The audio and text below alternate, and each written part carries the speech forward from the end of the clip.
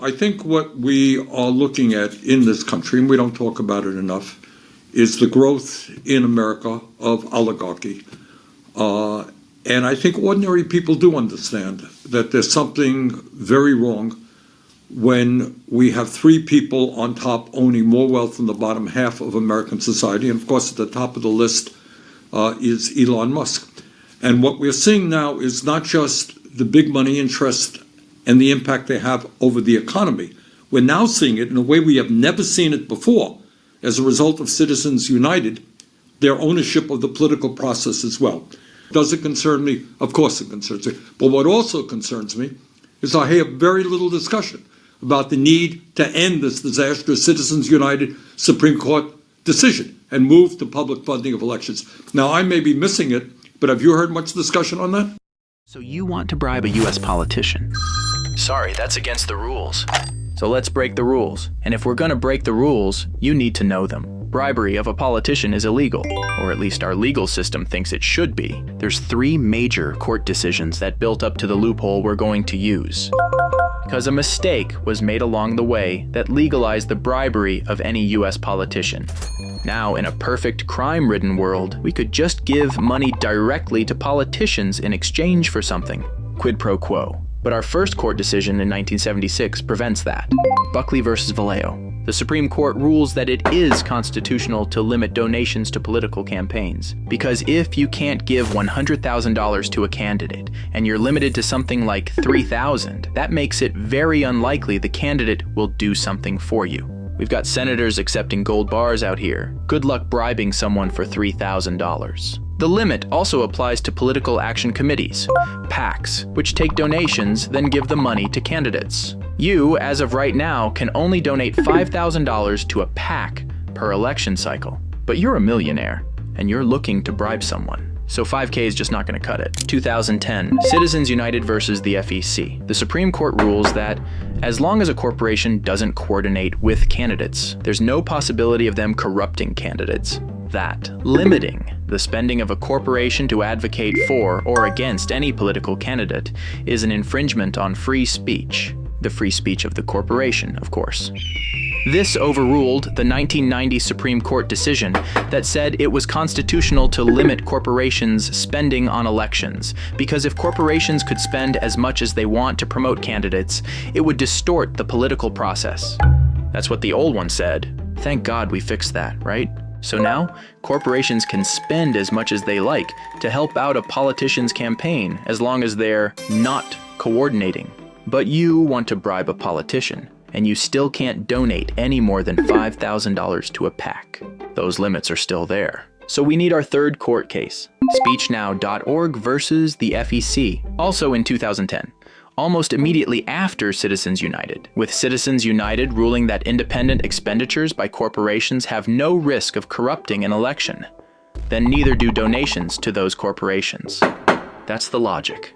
This is where the mistake was made. And if your donation has no risk of corruption, no risk of quid pro quo, then Buckley doesn't apply anymore. It's unconstitutional to stop you from donating as much money as you want to a corporation, and it's unconstitutional to stop a corporation from spending that money on their own. Important note, this wasn't a Supreme Court ruling. It never reached the Supreme Court because the Attorney General didn't think it would be important. So, if you set up a political action committee, but it doesn't coordinate with any campaign, any candidate, people can donate as much as they want. Those PACs are called super PACs. Try to pause here and figure out how you'd bribe a politician with these tools. Because now it's easy. All you need to do is promise that politician you'll donate $100,000, maybe $1 million. Just not to them. You'll donate it to the super PAC that's running ads to advocate for them. All they have to do in exchange is give you a favor once they're elected. You know, something for something. And because the courts have declared that this could never, ever possibly cause corruption, you're in the clear.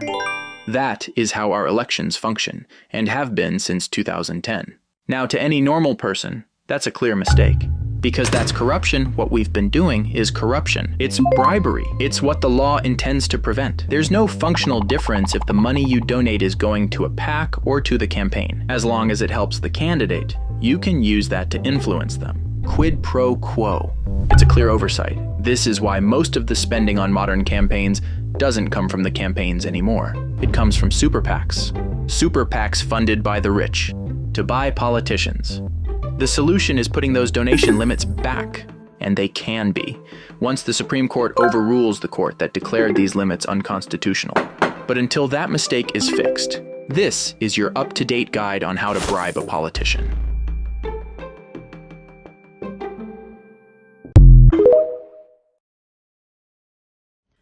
Citizens United v. FEC. This case was decided by the U.S. Supreme Court in 2010. It was a 5-4 decision and a very controversial opinion.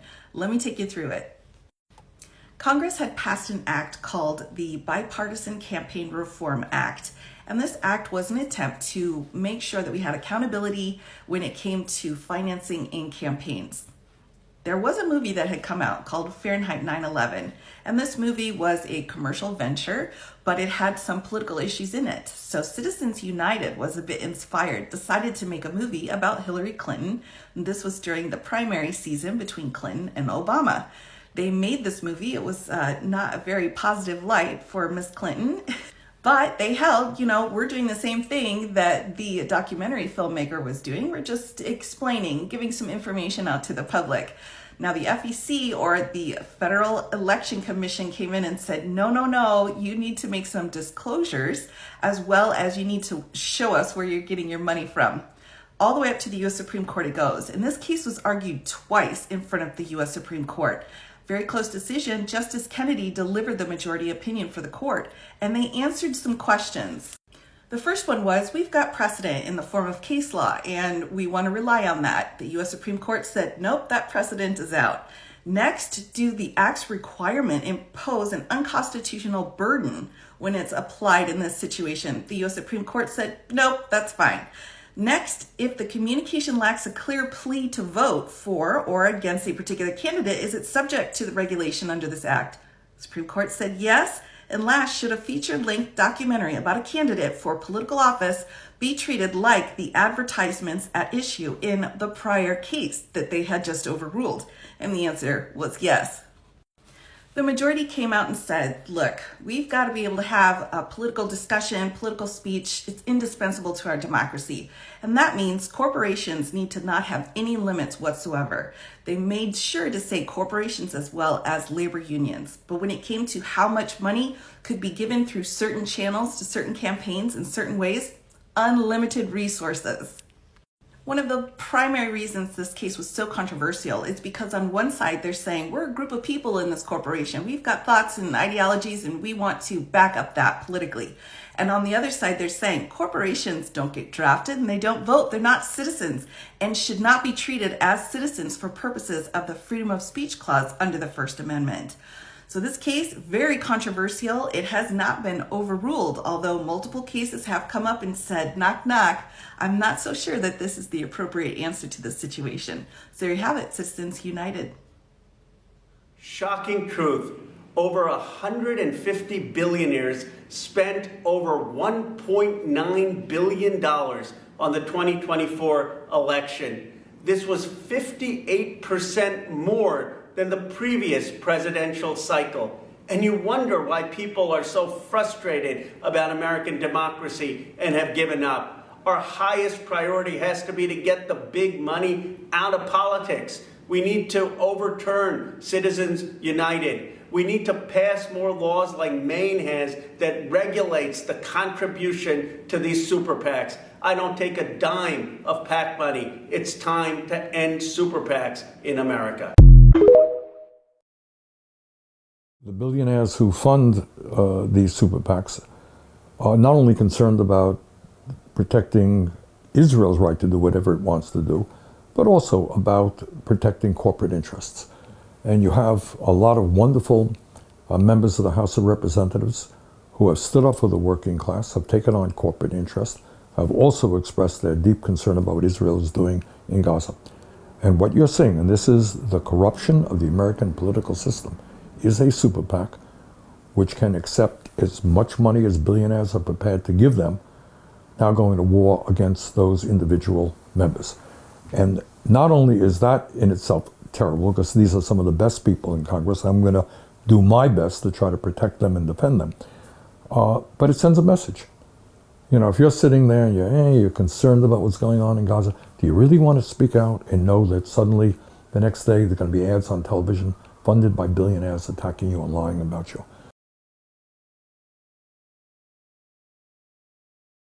Were Jamal Bowman and Cori Bush. That's right. They recently lost their primaries. Why did they lose their primaries? And the reason is the billionaire class does not want strong opposition to the billionaire agenda.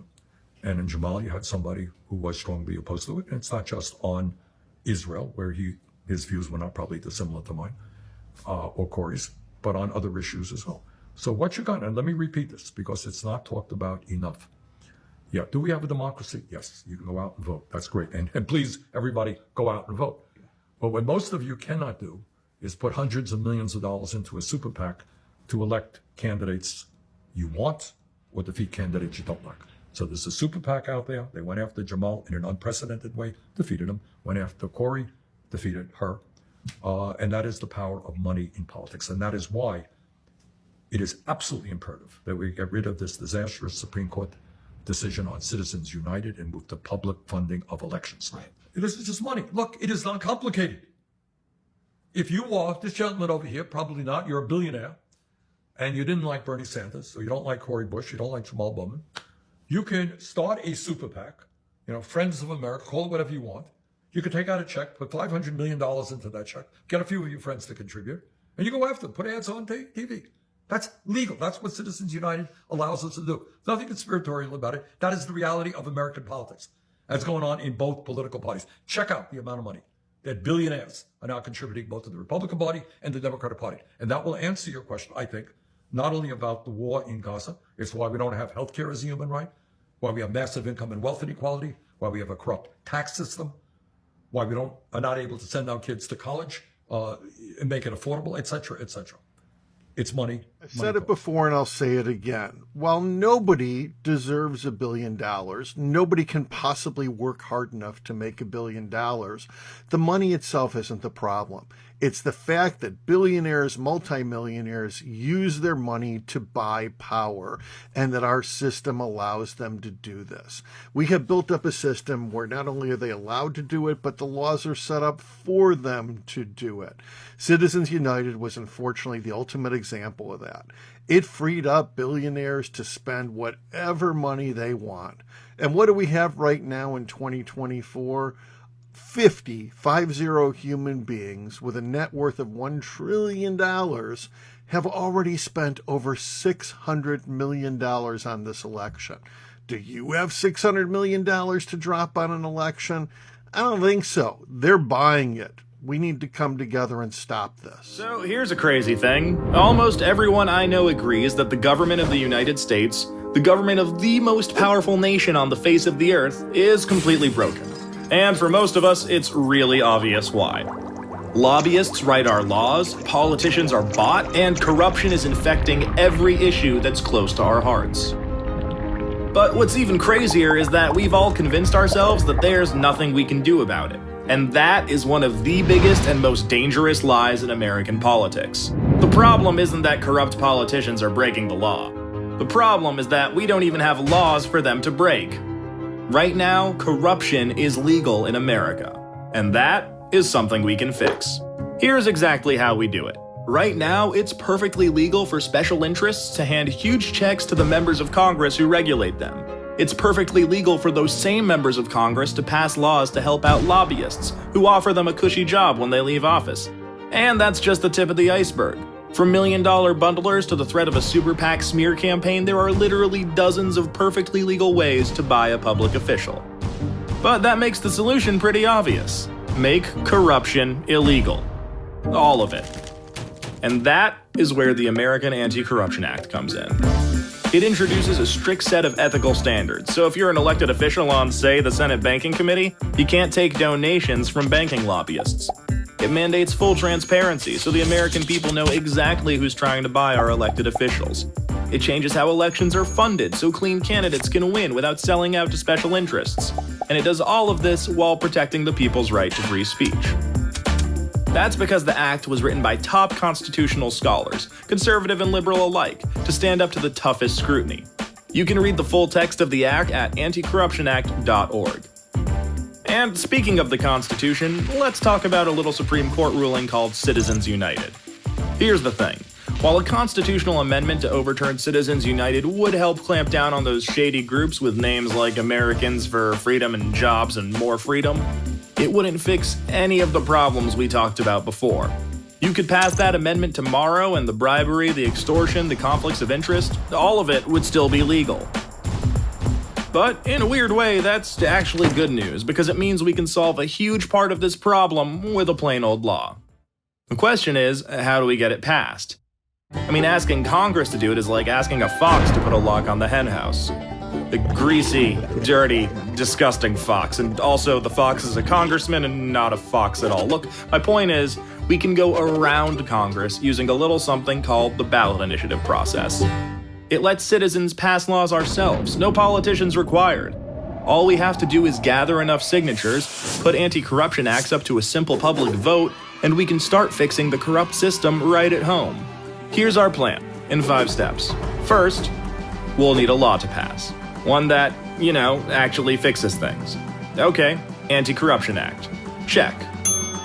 Next, we need to bring conservatives and progressives together and get organized. It's the only way to build enough power to defeat the politically entrenched and well-funded opposition. We're in good shape there, though, because everyone already agrees we need to fix our corrupt system. In fact, local Tea Partiers and progressive activists actually teamed up to pass America's first Anti-Corruption Act in 2014. And the movement has racked up even more victories since. There are more than 22,000 cities in America where we can use the ballot initiative process to pass locally tailored anti-corruption acts. And this really matters. We're protecting our communities from corruption, so our schools, hospitals, local resources, and jobs are no longer under the constant threat of getting sold out to special interests. Plus, citywide initiatives and resolutions build momentum for the most powerful way we can go around Congress: passing anti-corruption acts in states.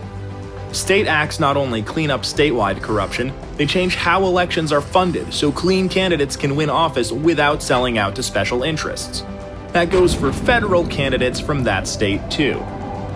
Once we pass these state laws, we can send a new wave of representatives and senators to Washington. State by state, we can fill Congress with leaders who got elected under the rules of our new anti-corruption acts, replacing entrenched politicians with new blood. See how this works? By taking the fight to the states, we can fix Congress from the outside. And when these new representatives get to Congress, free from dependence on special interests, they'll be free to vote for and pass the American Anti-Corruption Act at the federal level to fix this problem for good. So that's the plan, and 500,000 Represent Us members couldn't agree more. We're bringing conservatives and progressives together to pass anti-corruption acts across America and put power back in the hands of the people, where it belongs. We need millions more people to join, and that includes you. Start by clicking here and we'll tell you exactly how you can help.